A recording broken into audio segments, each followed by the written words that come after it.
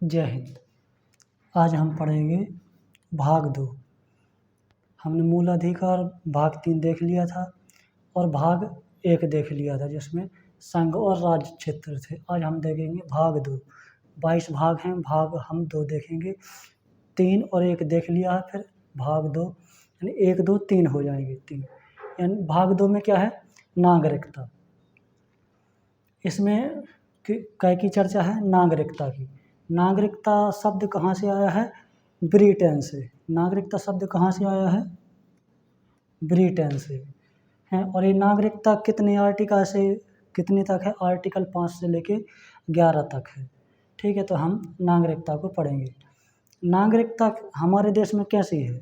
हमारे देश में जो नागरिकता वो एक हरी नागरिकता है, यानी कि एक ही नागरिकता कहलाएगी। जैसे हम भारत देश के क्या हैं?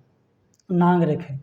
क्या हम किसी क्षेत्र के नागरिक कहलाएंगे? नहीं, हम किसी क्षेत्र के नागरिक नहीं कहलाएंगे। जैसे हम ये कहें कि हम भारत देश के नागरिक हैं, हम ये नहीं कहेंगे कि हम एमपी के नागरिक हैं या यूपी के नागरिक हैं। ये कहना क्या होगा? गलत हो जाए। अब आप कहोगे कि जब भारत के नागरिक हैं तो फिर यूपी एमपी के नागरिक क्यों नहीं कहलाएंगे? तो ये जो नागरिकता है ये एक हरी है, ये भारत देश में एक ही मानी जाएगी। ठीक है, कहने की उससे कुछ नहीं होता। देखो, कह कुछ देते लेकिन उसका सही अर्थ निकले तब तो। जैसे आपने कई बार सुना होगा कि हमने अपनी बात रखी है, कह देते लेकिन क्या ये सही है? बात कभी रखी नहीं जाती, बात कही जाती है। आपने हर किसी से सुना होगा कि बात कोई भी चीज़ तो हम अपनी बात रख रहे। रखना क्या है? गलत है। कोई चीज़ वस्तु थोड़ी ना है कि रख रहे हैं, फिर वो गलत हो जाए। तो कहने के लिए कुछ नहीं है, कह भले ही देते हैं लेकिन सही अर्थ क्या होगा कि हम भारत के क्या हैं? नागरिक हैं, ना कि हम एमपी के नागरिक हैं या बुंदेलखंड के नागरिक हैं। हम किसी क्षेत्र विशेष के नागरिक नहीं कहलाएंगे। ठीक है, नागरिक हम पूरे भारत देश के कहलाएंगे। एक हरी नागरिकता है। ठीक है, तो नागरिक कहाँ से आया? ब्रिटेन से। कई बार एग्जाम में क्या होता है कि इस तरीके से क्वेश्चन आता, हमें लगने लगता कि वो तो ऑप्शन ही है, जैसे ब्रिटेन है। अब ब्रिटेन की जगह पे इंग्लैंड आ जाए, ठीक है, ब्रिटेन की जगह पे इंग्लैंड, तो फिर इंग्लैंड माना जाएगा। ठीक है, तो क्योंकि यहाँ अंग्रेज, ब्रिटेन क्या है? अंग्रेज। इंग्लैंड क्या है? अंग्रेज। तो ये कहाँ से आया है? ब्रिटेन से आया। और नागरिकता की चर्चा कितने आर्टिकल से कितने आर्टिकल तक है? 5 से लेके 11 तक है ना। 5 से लेके 11 तक। ठीक है, जैसे हमने मूल अधिकार पढ़े थे, मूल अधिकार 12 से लेके 35 तक थे। इसी तरीके से 5 से लेके 11 तक, यानी 5 से लेके 11 तक 5, 6, 7, 8, 9, 10, 11 ऐसे आर्टिकल में 5 से लेके 11 तक क्या है? नागरिकता की चर्चा है। आइए हम देखते हैं नागरिकता के बारे। हमने यहाँ देख लिया ब्रिटेन से आया, एक हरी नागरिकता है, यानी हम पूरे भारत देश के क्या हैं? नागरिक हैं। अब हम देखते हैं भाग 2 में आर्टिकल 5, 5 से लेकर 11 तक है, तो हम आर्टिकल 5 से लेकर 11 तक देखेंगे। 5 आर्टिकल 5 में क्या है? संविधान के प्रारंभ से नागरिकता, यानी जब हमारा संविधान बना था, संविधान के प्रारंभ। देखिए, प्रारंभ का मतलब शुरू, स्टार्ट। प्रारंभ का मतलब क्या होता है? जब कोई चीज़ शुरू होती है, यानी संविधान के प्रारंभ से नागरिकता। जैसे 26 जनवरी 1950 को क्या हो गया था? बन के कंप्लीट हो गया था। हमारे भारत देश का जो संविधान है वो क्या हो गया था? यानी मान्यता मिल गई थी कि अभी इसके बाद क्या है? नियम कानून जो भी हैं वो चलेंगे। तो संविधान के प्रारंभ से नागरिकता, जब संविधान शुरू हुआ था तब से नागरिकता, यानी 26 जनवरी 1950 से हमें क्या मिल गई थी? यानी हम क्या कहलाने लगे थे? नागरिक कहलाने लगे थे। ठीक है, यानी कि इस तारीख से क्या कहलाने लगे थे? नागरिक। आज हम क्या हैं? नागरिक। क्या इसके पहले नागरिक कहलाते? 26 जनवरी 1950 के पहले नागरिक कहलाते? नहीं कहलाते नागरिक। नागरिक हम कब से कहलाए? 26 जनवरी 1950 से। ठीक है, तो हमें नागरिकता संविधान के प्रारंभ से, जब संविधान शुरू हुआ था, ठीक है, तब से क्या है? नागरिकता। ठीक है, आर्टिकल 5 में, आर्टिकल 5 हम ये लिख देते हैं अनुच्छेद। अनुच्छेद ये क्या है? 5, 6, 7, 8, 9, 10, 11 इस तरीके से क्या है? अनुच्छेद। तो हम देखिए संविधान के प्रारंभ, जब संविधान शुरू हुआ था तब से नागरिकता। अब पाकिस्तान से भारत आए नागरिक, पाकिस्तान से भारत आए नागरिक, पाकिस्तान गए, फिर वहाँ से आए। देखिए परमिट नियम, ये कौन सा नियम लगा था, अगर कोई पाकिस्तान चले गए फिर वहाँ से भारत देश आ गए, तो देखिए परमिट नियम 19 जुलाई 1948, 19 जुलाई 1948। अगर इस समय के बाद आते हैं तो क्या 6 महीने का परमिट नियम दिया। देखिए आज़ाद तो हमारा 1947 में हो गया था देश, ठीक है, 1947 में हो गया था, 15 अगस्त 1947 को। तो कई बार क्या हुआ, जैसे उस देश उस समय पे आज़ाद होगा तो चले गए, पता नहीं था कि वहाँ के, जैसे जिन्ना ने हम बांटा था पाकिस्तान और भारत, ये जिन्ना ने पाकिस्तान ले लिया था, तो उस समय पे सीमा का भी उतना पता नहीं था। तो जैसे चलेगा पाकिस्तान तो उनको लगा कि नहीं अब हम यहाँ नहीं, तो वापस आ गए, यानी कि इस तारीख तक आ गए वापस, तो ठीक है, तो कोई दिक्कत नहीं। अगर इस तारीख के बाद आते 1948, तो उनको क्या था, परमिट नियम था कि परमिट नियम में 6 महीने रखा जाता। 6 महीने में अगर लगता था सरकार को कि हाँ आपका तरीका ठीक है, आप इस देश में रहने लायक है, तो सरकार के हाथ में होता था कि दे रही मान्यता कि नहीं दे रही, तो क्या था, परमिट नियम था। अब इसका कोई नियम है, अब इसका कोई उपयोग, क्योंकि 19 जुलाई 1948 तक, अब कोई अब आए 2024 में कहे कि नहीं हमें तो नागरिकता चाहिए, अब कौन देगा। देखो कितने कितने वर्ष हो गए, 50 70 75 करीब 76 वर्ष हो गए। अब तो लगभग ये ख़त्म है, अब इसका कोई ऐसा महत्व है ही नहीं, ठीक है। तो जो पाकिस्तान से भारत पाकिस्तान चले गए थे, फिर वहाँ से आए हैं तो उनको नागरिकता मिली है, ठीक है। अब तो भारत से पाकिस्तान गए नागरिक, अब ये तो पाकिस्तान चले गए थे, पाकिस्तान से जो आए थे वापस, मान के चलिए पाकिस्तान चले गए, फिर वो आ गए इस डेट तक, इस डेट में, ठीक है। तब तो क्या था उनका, इस डेट के पहले तो नागरिकता, और इसके बाद आती तो नहीं, मतलब इसके डेट के बाद आया तो फिर उनको परमिट नियम लगता था। अब यहाँ से भारत से पाकिस्तान गया, जो भारत से पाकिस्तान चले गए हैं, मार्च 1 मार्च 1947 के बाद, लेकिन वापस आ गए उनकी नागरिकता। देखो अगर इसके पहले 1 मार्च के बाद लेकिन वापस आ गए, अगर इस तारीख के पहले चले, 1 मार्च 1947 के पहले चले गए थे, कहाँ चले गए थे, भारत से पाकिस्तान। अब आप कहोगे कि 1947 में तो 15 अगस्त को तो पाकिस्तान बना था, तो 1 मार्च को कैसे चले जाएंगे। आप तो ये तो सोचोगे कि नहीं सोचोगे कि 1 मार्च को 47 में हुआ था और मार्च में कैसे पाकिस्तान बन गया। तो देखिए पाकिस्तान का बंटवारा हो गया था, लेकिन नाम तो पहले से चल रहा था भाई, ऐसा तो है ना, कोई जगह है नाम तो पहले से चल रहा, फिर उसको बांट दिया गया था कि ये आपका अलग क्षेत्र है, ये आपका अलग क्षेत्र है, लेकिन पाकिस्तान नाम तो पहले से दे दिया गया था। तो अगर इस तारीख के पहले चले गए तो फिर वो वापस आ गए, तो उनके लिए क्या मिल गई थी, भारत में नागरिकता, ठीक है। अब हम देखते हैं आर्टिकल 8, ठीक है। 5 में संविधान के शुरू में हुआ था तब नागरिकता मिली थी। 6 में पाकिस्तान से भारत आए, यानी पाकिस्तान चले गए थे, फिर वहाँ से भारत आए इस डेट तक, तो उनको क्या मिल गई, इस डेट के बाद परमिट नियम के आधार पर मिल गई।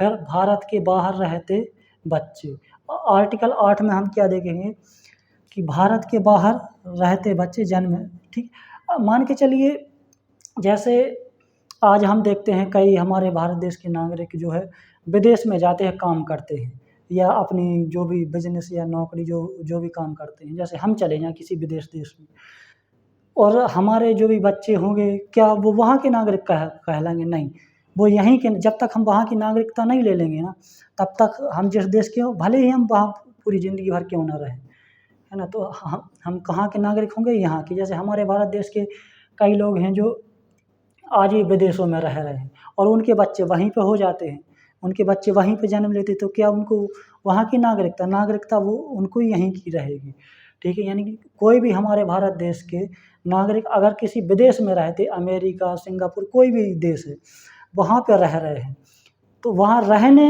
ऐसा नहीं कि वहाँ रह रहे तो वहाँ की नागरिकता मिल जाएगी, नहीं, नागरिकता यहीं की रहेगी। तो ठीक है, भारत के बाहर रहते बच्चे, ठीक है, उनका जन्म भी वहीं पे हुआ होगा, लेकिन वो नागरिक कहाँ के, यहीं के कहलाएंगे। अब हम देखते हैं आर्टिकल 9, विदेशी नागरिकता। जब आप विदेश की नागरिकता ले लोगे, क्या करोगे, विदेश की नागरिकता ले लोगे तो क्या होगी, भारत की नागरिकता क्या हो जाएगी, ख़त्म हो जाएगी। जब आप किसी विदेश की नागरिकता ले लोगे तब क्या हुई, ख़त्म हुई। अगर आप विदेश में रह रहे हो तो कोई दिक्कत नहीं है, रहो, ठीक है, उससे दिक्कत नहीं। अगर जब आप नागरिकता ले लोगे तो वहाँ के नागरिक होगा और यहाँ की नागरिकता क्या हो जाएगी, ख़त्म हो जाएगी। आर्टिकल 9 में है, ठीक है। जैसे हम देखें कि जो हमारे देश की सानिया मिर्ज़ा थी, ठीक है, सानिया मिर्ज़ा थी, तो उनका और जो क्रिकेटर थे वहाँ पाकिस्तान की, उनकी शादी हुई थी। अगर सानिया मिर्ज़ा यहाँ की नागरिकता नहीं, भले ही उनकी वहाँ शादी हो गई थी, अगर यहाँ की नागरिकता वो ख़त्म नहीं करती हैं, यानी वहाँ की नागरिकता नहीं लेती हैं, तो उनकी यहाँ की नागरिकता नहीं छिनेगी।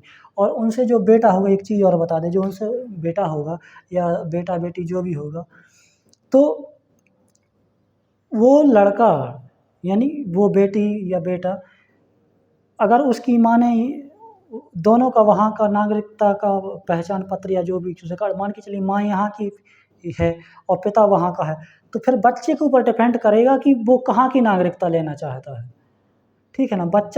जो बच्चे हैं वो डिपेंड करेंगे, अगर उनको भारत की नागरिकता लेनी है तो भारत की ले लेंगे, और उनको पाकिस्तान की नागरिकता लेनी है तो फिर वो पाकिस्तान की नागरिकता ले लेंगे, ठीक है। अगर दोनों एक ही देश के हैं तो तब तो बच्चा वहीं का कहलाएगा। लेकिन अगर एक किसी देश के हैं और एक किसी देश के हैं, तो फिर बच्चे के ऊपर डिपेंड है वो किस देश की नागरिकता लेगा, ठीक है। तो ये है कि विदेशी नागरिकता, अगर आप विदेश की नागरिकता लेंगे तो क्या हो जाएगी, हमारे भारत देश की नागरिकता ख़त्म हो जाएगी। जैसे कोई अमेरिका में रहने लगे, वहाँ की नागरिकता ले ले, तो भारत देश की नागरिकता क्या ख़त्म कहलाएगी, ठीक है। तो आर्टिकल 9 देख लीजिए। अब आर्टिकल 10 में नागरिकता का बना रहना, ये हम इसमें से जैसे ये है परमिट नियम, अब इसका कोई महत्व नहीं है, ये भारत, ये भी अब कुछ आर्टिकल आपको यहाँ से मिलेंगे कि जो आर्टिकल के हिसाब से पढ़ने होंगे, लेकिन उनका आज वास्तविक रूप से उतना महत्व नहीं है। सिंपल आप खुद अपने हिसाब से देख सकते हो। अब इस तारीख तक जो भी चीज़ें हैं, आ गए नहीं आ गए, तो परमिट नियम अब ये लागू है, अब नहीं है। ऐसे ये 1 मार्च 1947 की अगर वापस आ गए, इसके पहले जो गए थे, तो अब इनका कोई महत्व नहीं है, ठीक है। अगर ये 8 में है कुछ कि अगर भारत विदेश में रहते हो तो अगर यहाँ की नागरिकता नहीं ली तो वहाँ की आपकी नागरिकता कहलाएगी। बच्चे जो भी हैं भाई, भले ही उनका जन्म वहाँ हो, वो यहीं के कहलाएंगे। विदेश की नागरिकता है, जब आप अपने देश की नागरिकता ख़त्म कर दोगे तो वहाँ की नागरिकता मिल जाएगी, और अगर यहाँ की नागरिकता ख़त्म नहीं करते हो तो फिर वहाँ की नागरिकता नहीं मिलेगी, यहीं की नागरिकता बनी रहेगी। ये आर्टिकल के हिसाब। फिर आर्टिकल नागरिकता का बना रहना, ये बहुत ज़्यादा महत्वपूर्ण है। नागरिकता का बना रहना, जो हमारा भारत देश है, इस भारत देश में जो है हमें नागरिकता मिली है, या जो भी हमारे देश के नागरिक हैं उनको नागरिकता किस आर्टिकल के अंतर्गत, आर्टिकल 10 के अंतर्गत मिली है। क्या मिली है, नागरिकता, ठीक है। हम जो नागरिक हैं इस देश के किस अनुच्छेद के अंतर्गत, अनुच्छेद 10 के अंतर्गत है। हमारी नागरिकता क्या कोई छीन सकता है, नहीं छीन सकता। क्यों नहीं छीन सकता, कि हमें संविधान देता है कि आप नागरिक हो, कहाँ के हो, भारत देश के, किस अनुच्छेद के, अनुच्छेद 10 के अंतर्गत, है ना। तो हमारी नागरिकता कोई नहीं छीन सकता, जब तक हम कोई ऐसा कोई जघन्य अपराध या देशद्रोही वाला काम ना कर दें। अगर हम सिंपल, क्योंकि अगर नागरिकता कोई छीन सकता है तब तो, अगर मान के चलिए प्रावधान नहीं होता कि आपकी नागरिकता बनी रहेगी, कल के दिन आप एक चीज़ सोचिए, जैसे इलेक्शन होते हैं, कोई भी पार्टी पावर में है और उसके विपक्ष में कोई ऐसा नेता है जो हार ही नहीं रहा, मतलब वो हारता ही नहीं है, तो क्या इस तरीके से अगर ये नहीं होगा तब तो उसकी नागरिकता ख़त्म कर देंगे कि नहीं, तुम्हारी नागरिकता ख़त्म कर देंगे, फिर वो इलेक्शन ही नहीं लड़ पाएगा, ठीक है ना। तो इसीलिए बना के रखा कि नागरिकता का बना रहना। नागरिकता, जैसे केजरीवाल जी हैं, नहीं हार रहे वो, अब यहाँ से मैं तो बीजेपी कह दे नहीं इनकी नागरिकता ख़त्म करो, नहीं कर सकते। क्यों नहीं कर सकते, आर्टिकल 10 कहता है कि नागरिकता आप ख़त्म नहीं कर सकते। अब ऐसा नहीं कि कोई मतलब विदेश, कोई जो हमारा दुश्मन देश है उन आतंकवादियों का साथ देने लो या किसी का, तब तो फिर सरकार को एक्शन लेना पड़ेगा, सोचना पड़ेगा। तो नागरिकता का बना रहना, ठीक है। नागरिकता हमें आर्टिकल 10 के द्वारा मिली है,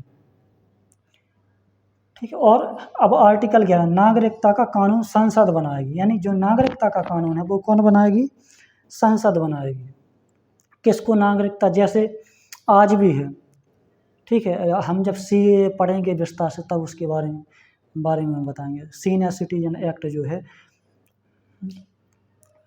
और ये नागरिकता अब जैसे अभी है कि हमने इतने साल अगर भारत देश के अंदर रह लो हैं तो नागरिकता मिल जाएगी। वो नियम है जो भी संसद बनाती है कि किसको नागरिकता देनी है किसको। और संसद में कौन, गृह मंत्रालय।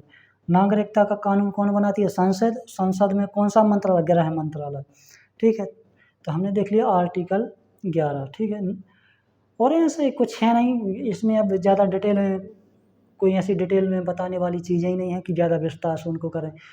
और ऐसे तो आप ज़बरदस्ती खींचे तो फिर वो बात एक अलग है, ठीक है। जो हमारी ज़रूरी चीज़ें थी वो हमने देख ली है, ठीक है। नागरिकता हमारी कोई छीन नहीं सकता, नागरिकता का कानून संसद बनाएगी, ठीक है। किसको नागरिकता देनी, किसको कोई विदेश के यहाँ अपने देश में ला रहे तो रह रहे उनको नागरिकता देनी नहीं, ये संसद कानून बनाएगी। तो हमने देख लिया भाग दो यानी हमारा भाग 1, भाग 2 और भाग 3 तीनों कंप्लीट हो गए। अब हम क्या करेंगे कि अब ऐसे आर्टिकल हैं जो उतने महत्वपूर्ण, तो जो महत्वपूर्ण आर्टिकल हो गए हम उनको देखते चलेंगे और भी चीज़ें देखते चलेंगे साथ साथ में, ठीक है। संविधान ये सब हमने देख लिया है, आप भी अपने हिसाब से देख सकते हो।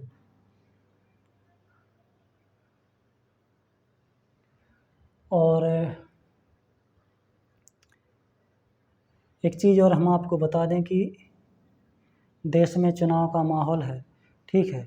और उस पे हम बाद में चर्चा है, लेकिन हल्की चर्चा कर दें कि देखिए हम ना सरकार के खिलाफ में हैं, ना ही हम पक्ष विपक्ष किसी के पक्ष में नहीं, लेकिन जो हकीकत है, जो ईमानदारी है वो आज देश के अंदर नहीं चल रही है।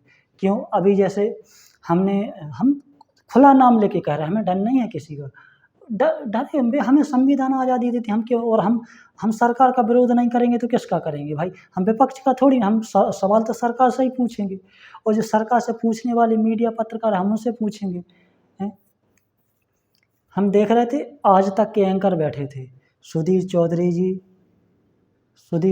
जी थे, और अंजना ओम कश्यप थी, और श्वेता सिंह, और एक राहुल जी थे। ये 4 थे, हमने पूरा इंटरव्यू देखा है। मोदी वो 1 घंटा 37 मिनट 27 सेकंड का डला हुआ है, पूरा देखा। हमने सोचा कि चलो मोदी जी से कुछ अच्छे क्वेश्चन, ऐसे जैसे सिंपल बातचीत कर रहे हो, रामायण सुना रहे हो, अरे आप कोई कड़े कह रहे मतलब जनता के सवाल नहीं है वो, आप सीधे ना आपने किसान के बारे में पूछा कि किसान ने जो मतलब किसानों की इतनी मतलब मौतें हत्याएं हुई हैं उनकी, ना कहने का मतलब ना किसान के बारे में, एजुकेशन के बारे में आप देख रहे हैं, टैक्स, शिक्षा के ऊपर टैक्स लगाया जाता, बताइए आप, शिक्षा के ऊपर ना टैक्स के बारे में पूछा कि भाई आप शिक्षा के ऊपर क्यों टैक्स लगा रहे। ऐसे थोड़ी ना पत्रकारिता होती है, वो तो लल्लन टॉप है जो ज़मीन पे हकीकत पे जाके बता रहे हैं। मतलब ये बड़े जो आज तक तो एकदम हमने देखा है कि क्या कहें, ठीक है अब जो भी है, तो यही है कि पत्रकारिता करें तो निष्पक्ष करें, ऐसा नहीं कि भेदभाव के साथ करें। ना एजुकेशन के बारे में, ना किसानी के बारे में हैं, और कितनी चीज़ें ऐसी हैं देश के अंदर जिनके बारे, हम ये नहीं कि मोदी जी ने बहुत अच्छे काम किए, हम ये नहीं कह रहे, जो अच्छे काम किए हम उनके लिए भी अच्छे, लेकिन जो चीज़ें गलत हैं हम उनके बारे में भी तो कहना चाहिए। कितना करप्शन है, मान रहा है कि आपने बहुत कंट्रोल किया, लेकिन ना ना कोई आपकी हॉस्पिटल वगैरह के बारे में चर्चा हुई, ना स्कूल कॉलेज के बारे में बता। मुख्य रूप से 2-3 चीज़ों के ऊपर तो टैक्स लग, शिक्षा है भाई 5-7% लगा दो, लगाना है। चिकित्सा है, बताइए आदमी एक तो बीमार है, ऊपर से आप टैक्स लगा रहे हैं, चिकित्सा के ऊपर आप टैक्स लगा रहे हैं, दवाइयों के ऊपर आप टैक्स लगा रहे हैं, क्या बताएं, देश है। तो हमने ये आर्टिकल देख लिए हैं। और एक चीज़ और हम बता दें, क्योंकि हम डेली करंट देखते हैं, क्योंकि हम यूपीएससी से जुड़े हैं तो डेली करंट देखते हैं। इस वर्ष 2024 में जो रैंक आई है मीडिया की, वो 159वीं रैंक आई है, पिछली साल 161वीं आई थी। अब आप कहो कि 2 अंक सुधरी है, सुधरी नहीं है। कुछ लोग कहते कि सुधरी है, 2 अंक सुधरी नहीं है ये। अब आप कहोगे कि जब 2 अंक नीचे आई तो सुधर गई, नहीं भैया, आप चीज़ों को समझो। हम एक सिंपल सी बात बता रहे हैं, ठीक है। जैसे हम एक 9वीं क्लास का उदाहरण ले लेते हैं, एक 10वीं का। मान के चलो जैसे 500 नंबर का एग्ज़ाम हुआ, ठीक है, यहाँ भी 500 का होगा। ये 500 नंबर 9वीं में किसी बच्चे के मान के चलो 310 नंबर आए थे और उसकी रैंक आई थी 100 में से, यानी कि 100 बच्चे, 100 में से 60 रैंक आई थी, ठीक है। और यहाँ भी 310 आए, एक एग्जाम्पल की तो यहाँ पे जो रैंक आ गई है उसकी, यहाँ पे मान के चलो 55 आ गई। अब आप कहोगे कि यहाँ तो रैंक सुधर गई, यानी कि 100 बच्चों में इससे 59 होशियार हैं बच्चे, हम ये कहें पढ़ने में तेज हैं, यहाँ पे चंगन तेज है, तो यहाँ पे आप कहोगे रैंक सुधर गई, नहीं। आप समझ रहे हैं डिफरेंस? यहाँ पे जो है पढ़ने वाले बच्चे क्या थे, ज़्यादा थे, 5 बच्चे क्या थे, तभी तो इनकी रैंक नीचे आ गई। यहाँ पे क्या है, पढ़ने वाले बच्चे थोड़ी कम हैं, है ना। तो जो हमारे देश की मीडिया की रैंक सुधरी है, ये इसलिए रैंक नहीं सुधरी है कि हमारे यहाँ की मीडिया ने अच्छा काम किया, रैंक इसलिए सुधरी कि जो दूसरे देश थे उन देशों की रैंक गिरी है, जो दूसरे देश थे ना उनकी हालत ख़राब हुई है, इस वजह से हमारे देश की जो है 2% रैंक सुधर गई है, ठीक है ना। ये जैसे कि हमने बता दिया है, कई बार दूसरे की वजह से, अब मान के चलिए दूसरा व्यक्ति नहीं वो काम कर पाया है और आप उसी लेवल पे हो, ये है और कुछ नहीं है इसमें, ठीक है। तो यहाँ से अब कुछ जो हकीकत चीज़ें सामने है वो लोकल वाली मीडिया से आती है, जो लल्लन टॉप हो गया और भी जो आप अपने अपने क्षेत्र में वो कितना, मतलब हम आपको एक चीज़ बता दें, 20% जो हमारे भारत देश में कर्जा है ना, 20% जाता है ब्याज। बताइए 20%, यानी 100 रुपये में से 20 रुपये जाते हैं। हम इस पे बाद में चर्चा करेंगे, ठीक है, मीडिया के ऊपर ही पूरी चर्चा करेंगे। आज तक तो एकदम ईमानदारी से बात करता ही नहीं है, हम तो खुल के नाम ले रहे हैं, जो चीज़ गलत है गलत है। मोदी जी को बोला तो आप अच्छे इंटरव्यू लेते, अच्छे जो कड़े सवाल हैं उन पे चर्चा होनी चाहिए। अच्छा काम तो अच्छे के लिए तो आपको बोला है, ठीक है, लेकिन जो चीज़ें नेगेटिव हैं उनके ऊपर चर्चा करनी चाहिए, लेकिन उनके ऊपर नहीं करते हैं, ठीक है। तो आज हमने देख ली हैं ये सब चीज़ें, तो बस यही पत्रकारिता के बारे में कहना था कि, और एक चीज़ और हम बता रहे, अगर आप देख रहे हो आज तक को देखना हेलीकॉप्टर से जाते हैं, ठीक है, और क्या लिखा, राज तिलक, आप देखना राज तिलक, भैया संविधान है ये, राज तिलक क्या राजा महाराजाओं का सिस्टम चल रहा है, आपका राज तिलक है? अब आप ये राज तिलक, आप यहाँ पे आप राजा महाराजा भी कह, और ये आप राज्य को भी कह सकते, लेकिन अंतर आप राज तिलक राज्य और राज्य में अंतर है, ये राज्य है, ये राज्य जगह का नाम है, और ये राजा महाराजा, तो राज तिलक यानी कि आप राजा महाराजाओं का सिस्टम चला, वो वाला तिलक होगा। लेकिन क्या कहें, ठीक है, तो हमने देख लिया है ये चीज़ें, और हमारा काम है जो चीज़ें गलत है हम उसका विरोध करेंगे, ऐसा नहीं कि विरोध चालू रहेगा, क्योंकि देश को अगर इसी तरीके से अगर चलिए, ठीक है, आज ये है, कल के दिन कोई विपक्ष की सरकार आ जाए, ऐसे ही चल, जो चीज़ें जनता के सामने जो हकीकत है वो तो आनी चाहिए, लेकिन वो मीडिया लाती नहीं है, हैं, ठीक है।